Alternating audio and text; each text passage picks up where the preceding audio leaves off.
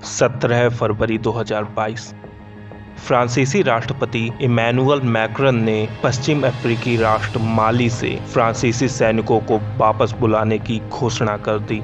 करीब 5000 फ्रांसीसी सैनिक 2013 से माली में ठहरे हुए थे। वह गृह युद्ध का सामना कर रहे राष्ट्र में जिहादी विद्रोहियों व जिहादी गुटों से निपट रहे थे। एक गृह युद्ध जो 2012 में शुरू हुआ व अनेक विफल शांति समझौतों के बाद अब भी जारी है।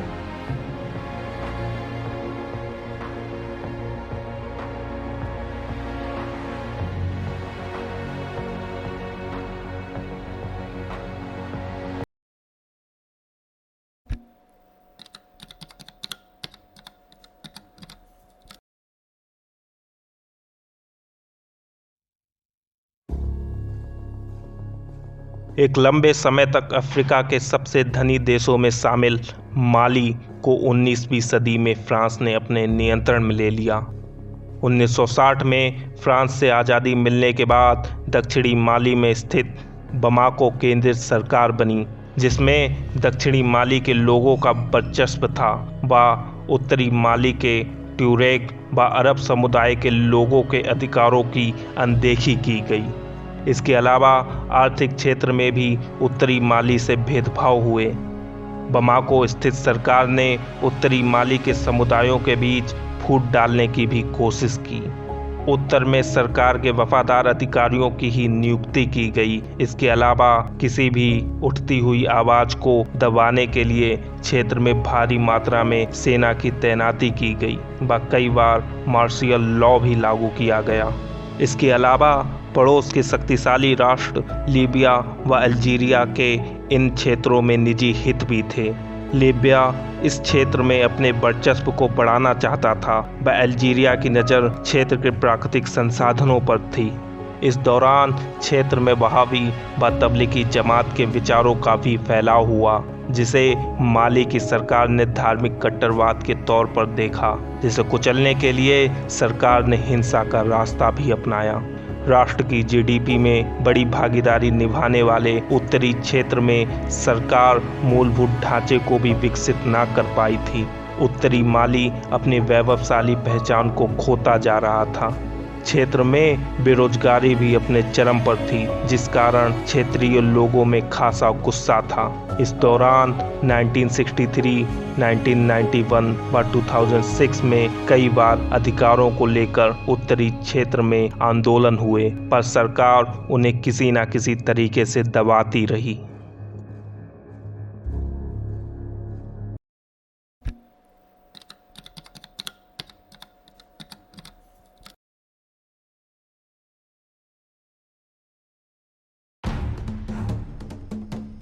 उत्तरी क्षेत्र में बड़े स्तर पर लोगों को आंदोलनों के बाद सरकार से हुए समझौते पसंद नहीं आए, जिस पर उन्होंने national movement of liberation of Azawad यानी MNLA की स्थापना की, जिसे आतंकी संगठन अल-कायदा से भी समर्थन मिला।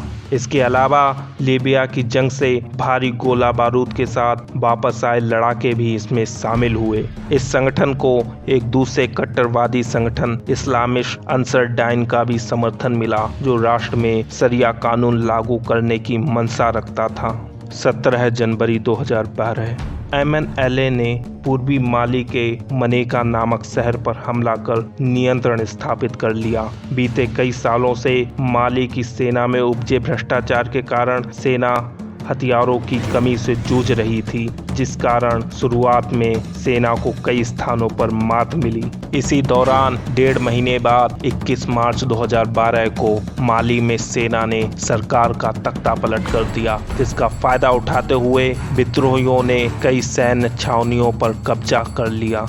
कुछ ही दिनों में विद्रोहियों ने उत्तर के एक बड़े क्षेत्र पर नियंत्रण स्थापित कर लिया था, जिसके बाद 6 अप्रैल 2012 को विद्रोहियों ने माली से आज़ादी घोषित कर दी, जिसके बाद क्षेत्र को माली की सेना ने खाली कर दिया। पर क्षेत्र में नियंत्रण स्थापित करने के बाद सत्ता पर कब्जे के लिए विद्रोही संगठनों में हिंसक विवाद शुरू हो गए। अरब समुदाय के लोगों ने अपना एक अलग विद्रोही संगठन नेशनल लिबरेशन फ्रंट ऑफ अजवद की स्थापना कर दी। MNLA, मोजवा व अंसरडाइन में भी आपसी मुठभेड़ें होने लगी।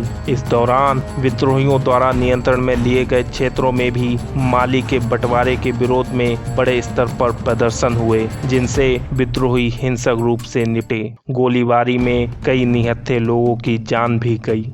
इस्लामी अलगाववादी संगठन मूवमेंट ऑफ वननेस एंड जिहाद इन वेस्ट अफ्रीका ने जंग में बढ़त हासिल कर MNLA के लड़ाकों से कई बड़े इलाके छीन लिए। MNLA बस कुछ ग्रामीण इलाकों तक ही सिमट कर रह गया था। जब माली की सरकार विद्रोहियों से निपटने में नाकाम साबित हो रही थी, तब उसने यूनाइटेड नेशंस से मदद मांगी, जिस पर यूनाइटेड नेशंस ने एक प्रस्ताव के जरिए अफ्रीका की दूसरी सेनाओं को माली में जाकर सरकार की मदद करने की इजाजत दे दी। उधर कई स्थानों पर विरोधी कट्टरवादी इस्लामिक संगठन से मात खा चुके MNLA ने भी सरकार से हाथ मिला लिया। 10 जनवरी 2013 जब कट्टरवादी लड़ाकों ने राजधानी से 600 किलोमीटर दूर एक छोटे शहर कोना पर कब्जा कर लिया, तो माली की सरकार ने फ्रांस से सीधे तौर पर हस्तक्षेप की मांग की, जिस पर तुरंत प्रतिक्रिया देते हुए फ्रांस ने सेना भेजी। वह ऑपरेशन सर्वल को अंजाम देकर कोना शहर से कट्टरवादियों को खदेड़ दिया। कार्यवाही में बड़े स्तर पर कट्टरवादी मारे गए। उधर MNLA ने भी कट्टरवादियों के खिलाफ बढ़त बनानी शुरू कर दी थी, जिसके बाद कट्टरवादियों ने गुरिल्ला युद्ध शुरू कर दिया और दोनों तरफ से झड़पें होती रहीं। जब विवाद थोड़ा शांत हुआ, तब फ्रांस ने संयुक्त राष्ट्र संघ से शांति रक्षक भेजने की अपील की, जिस पर संघ ने शांति mission United Nations multi dimensional integrated stabilisation mission in Mali यानी मिनुमसा की स्थापना की। 2013 में कट्टरवादियों के साथ एक शांति समझौते पर साइन हुआ, पर ज्यादा दिन टिक ना सका। हिंसक झड़पें फिर से शुरू हो गईं। 2018 के आते आते उत्तरी माली बड़े स्तर पर सरकार के हाथ से निकल गया था, जिसके बाद 2022 में माली सरकार ने रूस से सहायता मांगी। रूस ने अपने सैनिकों के साथ साथ प्राइवेट रूसी रक्षा कंपनी वैगनर ग्रुप के किराए के सैनिक भी भेजे, जिसका पश्चिमी देशों ने भारी विरोध किया। उधर फ्रांसीसी सैनिकों ने भी रूसी सैनिकों के साथ तालमेल से मना कर दिया। राष्ट्र में फ्रांस का भारी विरोध भी होने लगा था। वह राष्ट्र की मिलिट्री गवर्नमेंट के साथ उसके मतभेद खुलकर सामने आने लगे थे, जिसके बाद फ्रांस ने अपने सैनिकों को वापस बुलाने का निर्णय ले लिया। इस दौरान माली की मिलिट्री सरकार पर अंतर्राष्ट्रीय प्रतिबंध भी लगे, जिसके विरोध में माली ने कई पश्चिमी व अफ्रीकी देशों से राजनयिक संबंध खत्म कर लिए।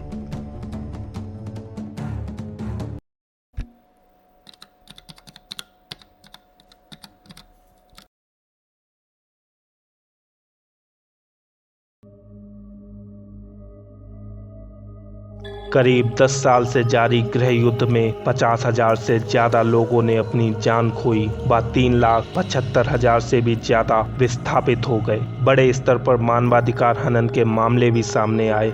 ह्यूमन राइट्स वॉच के अनुसार माली में 91% महिलाओं व लड़कियों को जेनिटल म्यूटिलिएशन यानी महिलाओं के खतने का शिकार होना पड़ा। इसके अलावा दोनों ही ओर से बड़े स्तर पर लड़ाकों द्वारा बलात्कार के मामले भी सामने आए। सभी पक्ष नस्लीय हिंसा में भी संलिप्त पाए गए। बड़े स्तर पर लोगों को उनके समुदाय के आधार पर निशाना बनाया गया। युद्ध के दौरान करीब 1600 स्कूल बंद कर दिए गए, जिससे 4,80,000 बच्चे शिक्षा से दूर हो गए। सैकड़ों बच्चों को कट्टरवादियों ने अपने गुट में शामिल कर लिया व उनके हाथों में हथियार थमा दिए। बंदियों के टॉर्चर व हत्याओं की घटनाएं भी बड़े स्तर पर सामने आईं। कई जगह सिविलियंस को भी निशाना बनाया गया। वर्तमान में अंतर्राष्ट्रीय सेनाओं की वापसी के कारण हिंसा फिर से अपने चरम पर पहुंच गई है।